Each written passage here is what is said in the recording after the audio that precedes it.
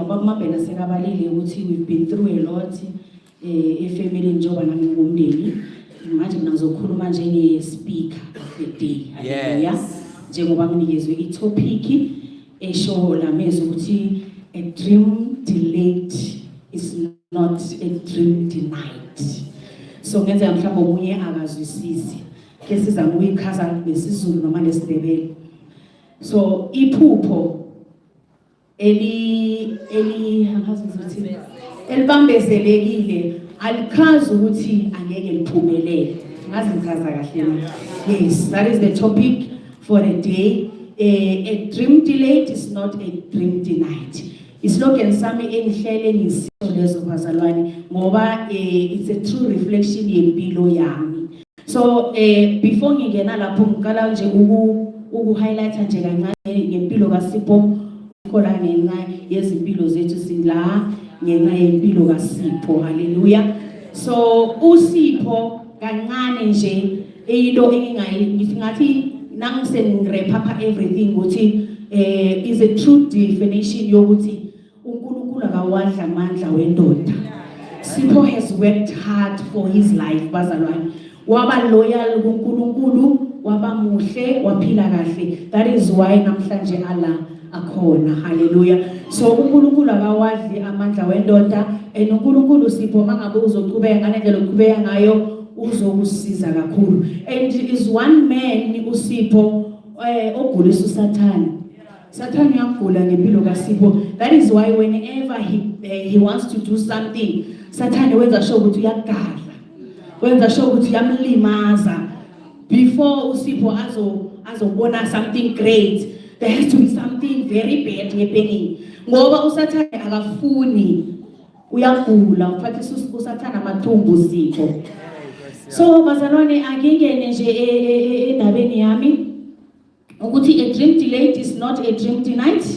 Empilweni sinezinkinga eziningi kakhulu esihlangabezana nazo. Ungenza ukuthi unawo ama dreams sonke sinamaphupho.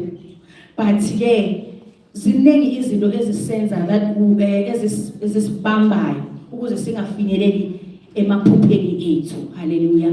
Ziningi izinto ziplanile before njengoba uhleli lapho phansi ezingazange ziphumelele ngesikhathi ozibekele ngaso. Hallelujah. So izimo lezo asimenzi umuntu ukuthi a give up empilweni. Asimenzi ukuthi fanele alahlele ithawula. It does not mean you have failed. Fanele uyekele ulahlele ithawula ungasaqhubeki ngempilo. So you need to push. Impilo ayifuna umuntu olengelelayo. Ayifuna umntengentenge impilo. If you want to tegezela then banalo abambene nawe sinasikhathi sokubambana la sinenkinga zethu bathina. So ayifuna umuntu otefako mina vela ngidefi. That is why namhlanje ngikhonile uphumelela ngibe la khona namhlanje because of angidefi nganginikeza noma yini. Ngezandla zami ngiyasebenza, ngengqondo yami ngiyacabanga. I am a hard worker. Angidingi ukuthi omunye wona ngichaze mina ngiyazazi. So impilo ayimfuni umuntu onjalo. Umuntu ofuna ama excuses ngoba ngiyithandane mama washona wathi wangathini. You've got your own journey, your mom had your own journey. Yes, we do need parents ukuthi basisize lapha. Mama ngasekho funa senze njani? Hlale phansi abasekho sekuphelile ngabe. No, you stand up, be a man. Hallelujah. So kwangisiza lokho to be as strong as I am namhlanje. Bazalwane, it has not been a simple journey. It has not been a simple journey. It has been a very long one. Like there were times I felt like giving up. Like why? Nangabe musindo it's meant for you. Fanele yenzeke. Mangaba yenzeka ngene ngiyeke. But uNkulunkulu wangisiza ngaba naso leso sibindi leso. Ngangena isikolo njengabo bonke abantwana ngesikhathi esiright. Ngafinisha imatric yami ngesikhathi esiright. Coming to itopic yaka Alex, I did the wrong stream. The career that I wanted to do, ngathola ukuthi ama streams lawo bengiwenza noma ama subjects wami awa correspond, ne?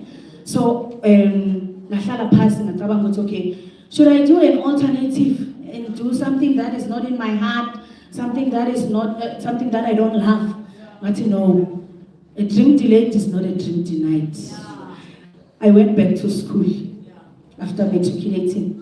I went back to school and I wanted to do physical sciences. And unfortunately, I couldn't do it in grade 12 only. I gave grade 12 when the physical science. Never. I had to go back to grade 11. Yes, that is my journey. I went back to grade 11. I did physical science and maths, biology, and all those. I did physical science, maths, biology, geography, English, Afrikaans, financial funding, and EMS, English, Afrikaans, right. I went back, I did physical science, mathematics, grade 11, grade 12. I finished. Then that is when I enrolled into the university. That made me accomplish now. Then, okay, empilweni phela njengoba wenza ama-upgrade nama-persons of physical science, impilo ayilindi iyaqhubeka, iminyaka iyakhamba, life has to go on. Here I am, sengiyashada, Jesu sengisemzini, ngapha hey ngibhizi kufunana ne-career, moya engcwele, angisho kufuneka lezinto ngathana senzekele emuva, sengideleyile phela, sengikhamba behind times, isikhathi sesiphambili mina ngikhambe emuva gijima sasona. Angisho.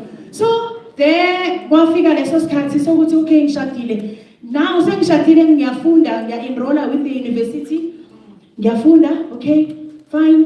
Number one, I can't go to university and be full-time student and stay at the rest, live that life, you know. Yeah, university. I couldn't because we're saying like that. University rest. No. Now nabantwana sengiyathoma ngibana but angifike ngigeke ngizibumbe ngithi can ngilide ngisale 1 2 3 no sengibana abantwana sekukuningi kuyadosa ngapha nangapha. It was very difficult. I couldn't finish my degree during ngesikhathi efanele sibekelwe ngakhona ngoba bese kukuningi kakhulu. A dream delayed is not a dream denied. I pushed bazalwane. I pushed bakhona abantwana. Yazi ngikhumbula there was a time sesibeka ama-assignment la sonke siyaphoto siyashuta.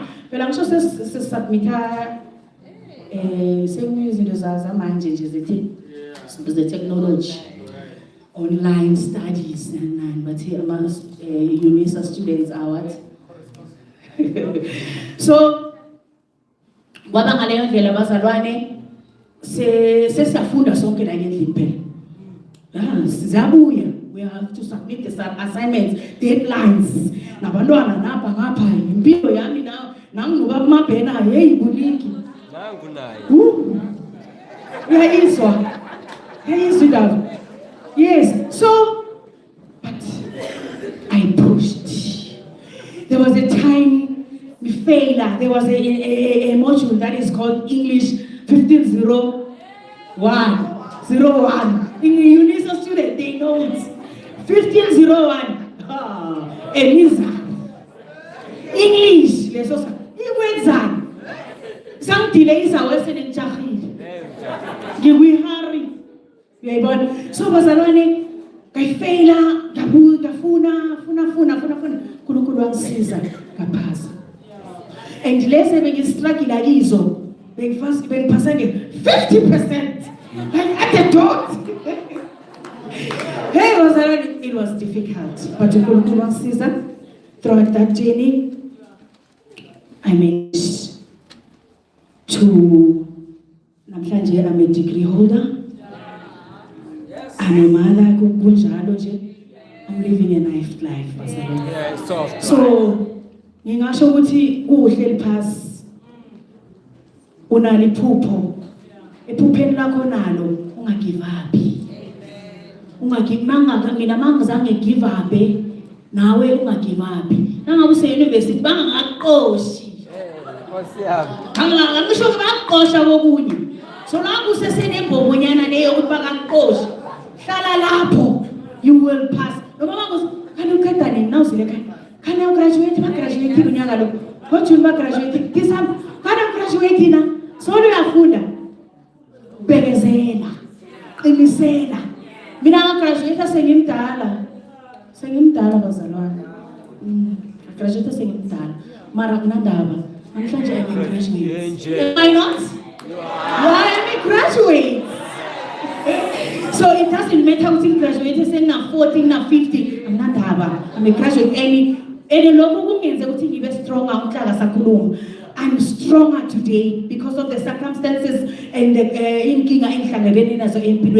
so na 17 months I work very hard because I know where I'm coming from.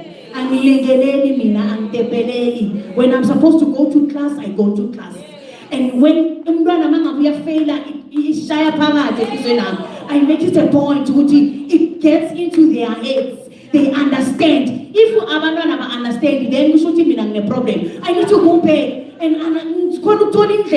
how do I make these children? So I'm doing it with passion.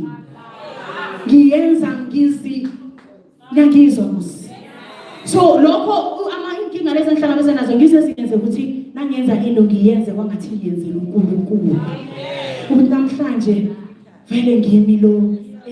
abo sesibamba graduate phambi kwami ngiphekelela bona sema graduation ngijabule ngilizele ngoba bosemzakini angeke ngilile kusengijabule mara inhliziyo nami wena ke.